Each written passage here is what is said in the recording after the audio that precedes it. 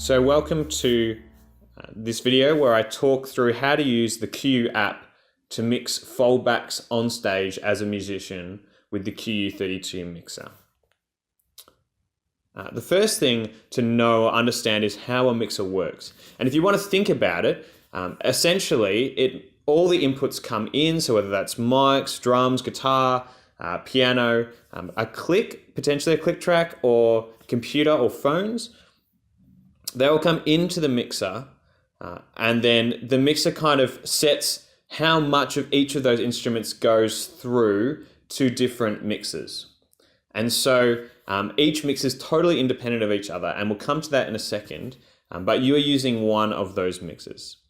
The first thing you need to do is make sure you've downloaded the QUU app, which I've done. And then the second thing you need to do is make sure you're on the desk Wi-Fi. So you can see here that I'm on SEDTech 1, which is the Wi-Fi for Belgrave Heights. And you'll notice that it doesn't have any internet, and that is fine. We don't actually want internet for the mixer. If you want internet at the same time, you either have to go to a different Wi-Fi or you use your 4G data.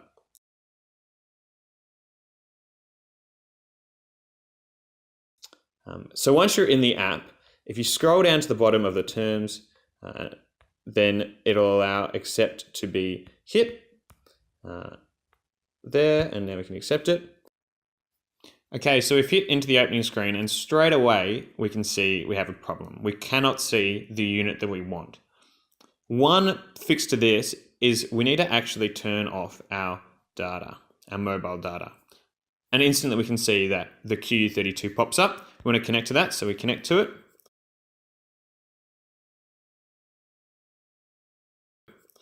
And here we're in our opening screen. Now, remember how I talked about the mixers before? That's like your selection of the channels that you want to hear, how much goes through to you. We need to select which mix is your mix, okay? So each mix goes to different foldbacks on the stage or different ears if you're using in-ears. And so we need to select that. So we select Mix Select. And here we can see we've got them all labeled, with mix 1 being a actual foldback speaker and mix 2 to mix 9 and 10 being in-ears. So let's say I'm the leader. I'm going to hit leader. And then this is a really good idea. I think you should lock the mix across here.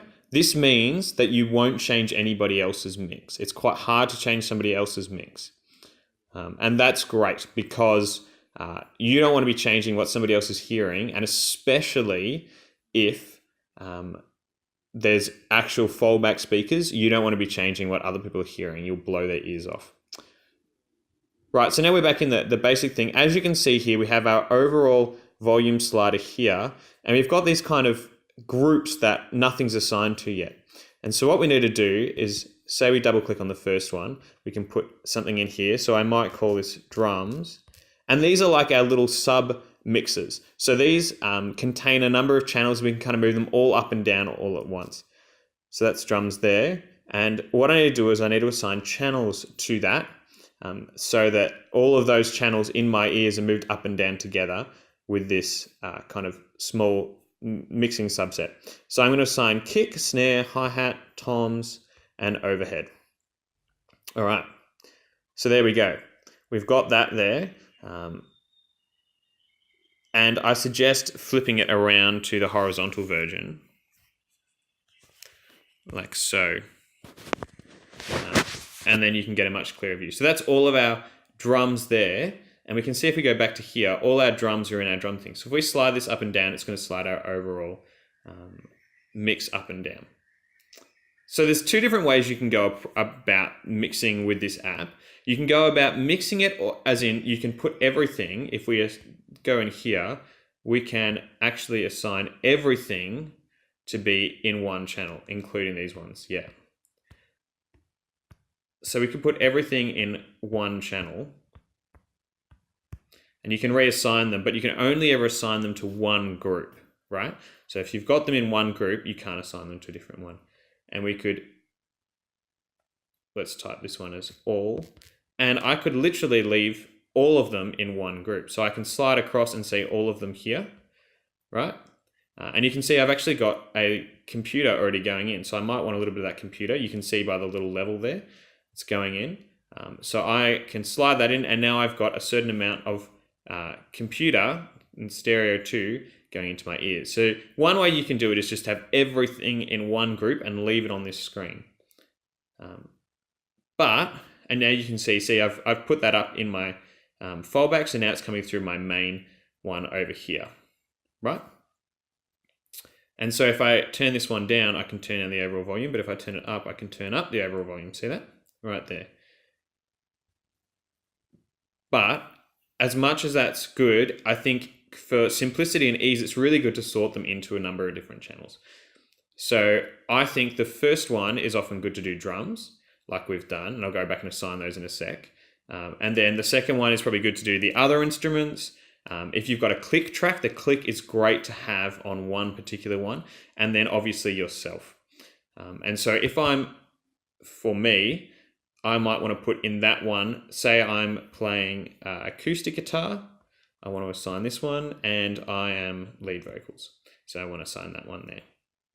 All right, so now that's in my me group, just those two back here, and I can control the volume of what I hear of myself, just sliding up and down the me channel there.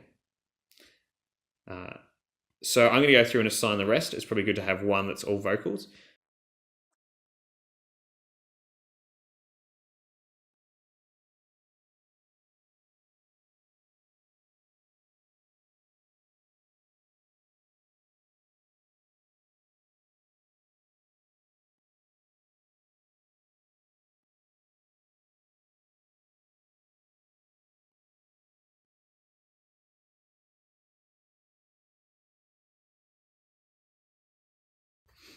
Okay, so now I have my basic sets set up, and there's a couple of things now that I just want to run through. So that's obviously a really, really simple and easy way. I've only got 4 faders. The during a set, I can make minor adjustments kind of just with the overall shape of my mix. But in sound check at the start, it's really good if we can go into each individual one and set each one kind of roughly where we want it to be. And we need to tweak this during rehearsal. Rehearsal is our tweaking time to get our individual levels set right, okay? And then this app allows us for during the main session to have 4 kind of easy fixes that easy kind of things that we can quickly change, kind of that just tweak little bits in our ears mix. But we really want to have it done before the main session starts, the overall thing. If we want to, because it's just getting too loud or something's feedbacking or whatever, we can actually just mute it, use the mute button there. And obviously we can go in and completely change anything we want. You can actually add effects into your own fallbacks if you want to. So say I was to go into me, I could assign in here, say effects 1, which I've got set up at the moment as a vocal effects. So I could give myself a bit of effects there as well. This is really important. If you're using a foldback mix, if you're using a fallback speaker, it's really important that you don't go very loud, right? Because what you put in your fallback speaker mix will actually affect what everybody else hears, not just on stage, but the audience as well, or the congregation as well. And so you need to make sure that you have a soft fallback. And so I suggest, if you're doing that, letting your sound engineer do your fallbacks. But if you're using ears, go for your life, because no one else will hear what's in your ears. And that's how we use it.